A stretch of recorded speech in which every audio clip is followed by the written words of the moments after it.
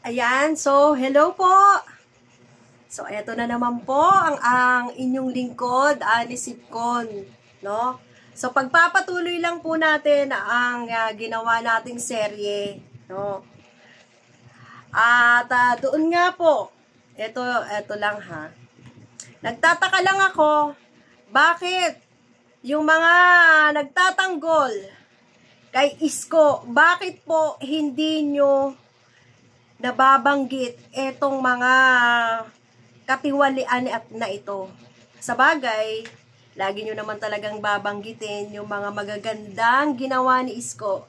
At wala na pong ibang maganda na binabanggit, kundi yung paglilinis ng Divisoria, kung saan-saan naglinis, pero po yung mga katiwalian, corruption, at mga pagbebenta na nababanggit nyo po ba?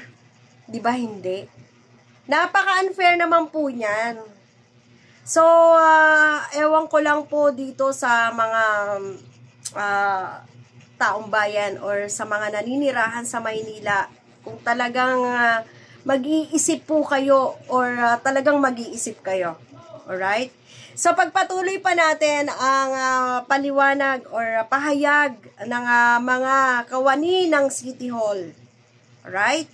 Kasi po, syempre, kailangan mapakinggan nyo ito ng maayos. Kaya nga po, pinuputol-putol natin. Alright? So, dito na po tayo nagtapos doon sa mga hindi binibigay ang mga sweldo at benepisyo. So, update lang po. Ngayon po ay meron na namang news na lumabas na hindi nga po binayaran ang yung nagtatapo ng basura, yung kumukuha ng basura, 1 year na kontrata hindi binayaran ng lungsod ng Maynila, ng namamahala ng Maynila, hindi po binayaran, kaya namaho ang Maynila. So yan po ang update natin ha. Anong klaseng pamumuno po ito, no? So pagpatuloy natin ang mga dati pang nangyari at ngayon ay nalalasap natin, ngayon ay nararamdaman natin sa lungsod ng Maynila. Kung kayo hindi nakakaramdam, eto po ang mga nangyayari sa Maynila. Ibigay ng maayos ang sweldo ng empleyado. Delay po ang mga job order employees ay hindi po sumusweldo ng ilang buwan. Bakit gano'n? Sa katerma, ang bentahan, bakit hindi maibigay yung mga benefits na dapat na mga tanggapin ng mga retirees at yung mga iba pang dapat tumanggap? Bakit gano'n? Yun nga po sir, doon po lumalabas ang korupsyon. Ang tanong po ay nasaan po ang pera ng Maynila? So hindi na ibibigay. Ang tanong nila, nasaan ang pera ng Maynila? Diyan magtataka ka. Samantalang hindi naman po pumapalya sa pagbibigay ng pondo ng Maynila. Bakit nawawala ng benepisyo? Hindi na bibigay ang benepisyo ng mga kawani, ng mga employee ng Maynila at mga sahod. Bakit ganun? Magre-retiro po. At mga nagretiro na, nakapila po ang papeles, mga senior na po sila. Hindi pa ho sila nababayaran. Mga nagretiro. Diyos mio, inaasahan po nila yan. So kung ganito naman po yung yung mamumuno, dapat po pagka nagretiro ka, binibigay na po yan. Wala pang 1 month, ay ibinibigay na po yan. No? So bakit naman po ganun? Napakalupit naman. Nagtiyaga silang or naglingkod sila, nagtrabaho sila, umulan umaraw, pumapasok sila. Bakit naman po hindi binibigay ang kanilang retirement fee dyan sa Manila? No? Despite of that po, ang kanila pong benepisyo na senior pension, hindi rin po natatanggap sa oras. Marami. Hala, pati pension! Oh my God! Hindi natatanggap sa oras.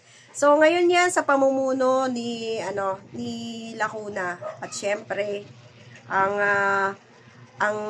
mga senior citizen natin, mga kailangan po nila yan. No? Kailangan talaga nila yan. So, yan ang kanilang isiniwalat. No? Hindi po katanggap-tanggap. Ako bang mga nagretiro dyan sa Maynila na hanggang ngayon wala pa rin natatanggap? Marami po, pila-pila po. Ang dinadahilan po ay wala daw pong budget. Ay, Dinadahilan walang project. Grabe. Bakit? Bakit ganun?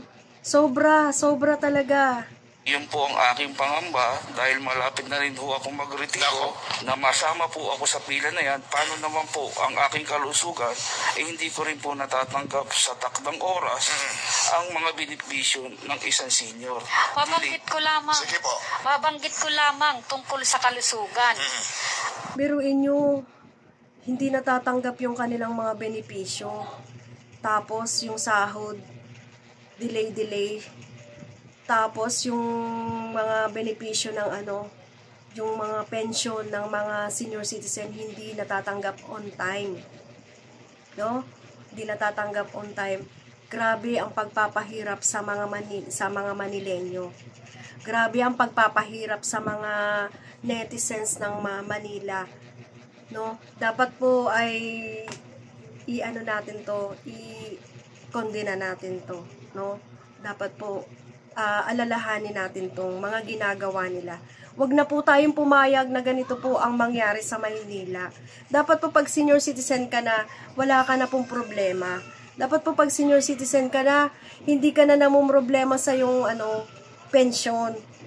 Dapat meron ka na laging peace of mind na buwan-buwan matatanggap mo na yung pension. Pero kung ganito po ang manunungkulan, paano pa po? Ano pa po ang aasahan natin?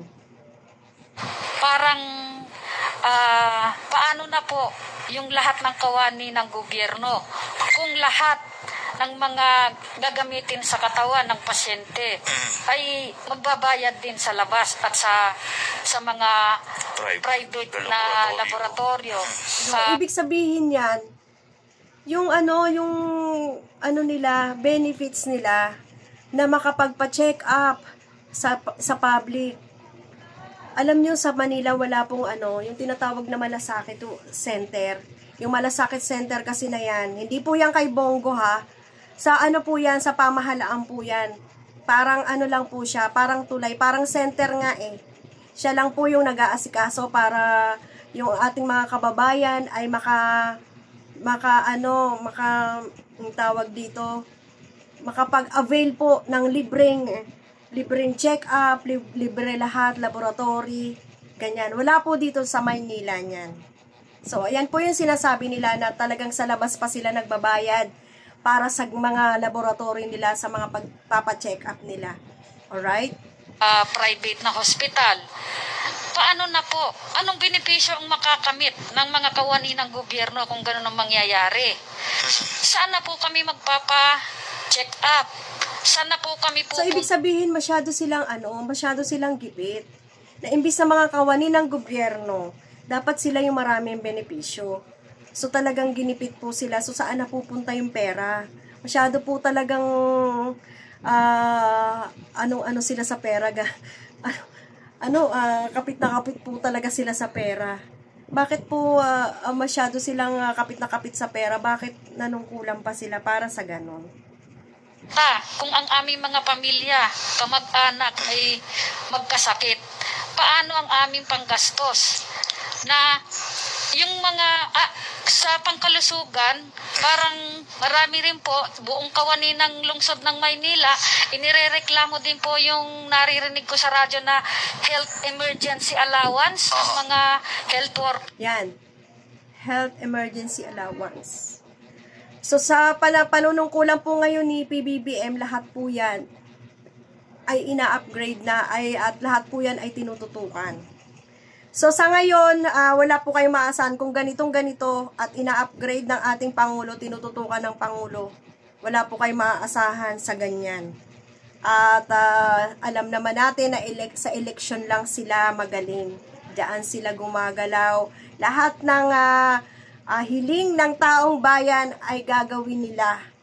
Lahat ng naisin ng taong bayan ay gagawin nila dahil nga po eleksyon. Pero asahan nyo, pag nanalo na yan, wala na. Asahan nyo po yan. Kaya sabi ko nga sa inyo, mag-isip-isip na po tayo. Alright? Mag-isip-isip na po tayo sa ating mga iboboto. Huwag na po tayo makakapagpakakampante. Ayan. So, sabi nila, hindi pa po ito kilala si Super Mara Tamundong. In fact po, kilalang-kilala na po siya. Okay? Siya po ay naglulunsad ng mga programa, nagsusuporta po sa programa ng ating Pangulo. At yan po ay kanyang gagawin. Yan po ang kanyang pangako. So, dapat po, pagka may bagong ganyan na nangangako na talagang lahat ng programa ay gagawin, lahat ng yung gagawin niyang pagpapaginhawa sa ating mga mamamayan, sa ating mga Pilipino na nasasakupan, ay pagbigyan naman po natin. Alright? Kasi po, hindi naman po talaga maganda yung may babalik, may gagawin uli or magdodoble uli ng panunungkulan or ang tawag dito, iboboto uli at may babalik uli. Pangit po yun.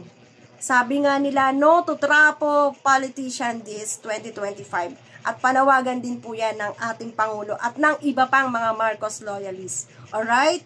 So, mahalin po natin ang Pangulo at sa susunod po uling serye, pang 4 na po sa susunod, abangan nyo po uli ang aking isisiwalat, ang aking ipaparinig sa inyo na talagang katotohanan po ito at ito po ay nanggagaling sa mga kawani or sa mga employee ng Manila City Hall. Ayan. So, subscribe and like lang po ng video. Thank you po. To God be the glory.